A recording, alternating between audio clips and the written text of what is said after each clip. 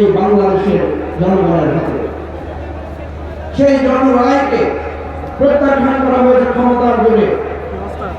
আশ্চর্য হয়ে যাচ্ছে আমরা ৫৫ বছর পরে এসে বাংলাদেশের এমন এক দলের উপরে আবার পাকিস্তানি জান্তা ভর করেছে যারা আমাদের গণভোটের রায়কে বাস্তবায়ন করতে দিতে চায় না।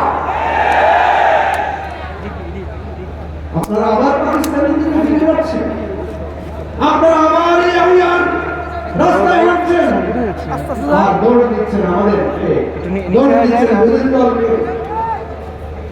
আমরা দেখেছি যে ক্ষমতায় যায় সেই ক্ষমতায় গিয়ে তার অতীত ভুলে যায়।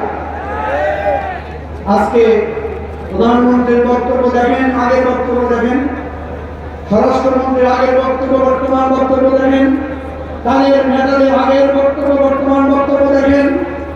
ওই গ্রামে গঞ্জের ছাত্রদল, যুবদলের ছোটখাটো নেতাদের আগের আচরণ, বর্তমান আচরণ দেখেন, কোন মিল আছে?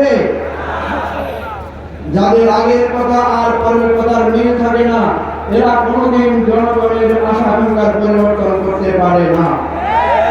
আমাদের স্পষ্ট দাবি, জনগণ স্পষ্ট করে গণভোটে বলেছে।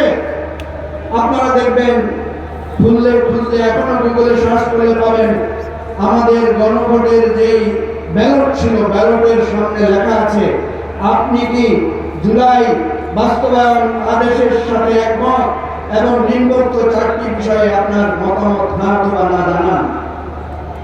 তাহলে জুলাই বাস্তবায়ন আদেশের পক্ষে মানুষ রায় দিয়েছে না?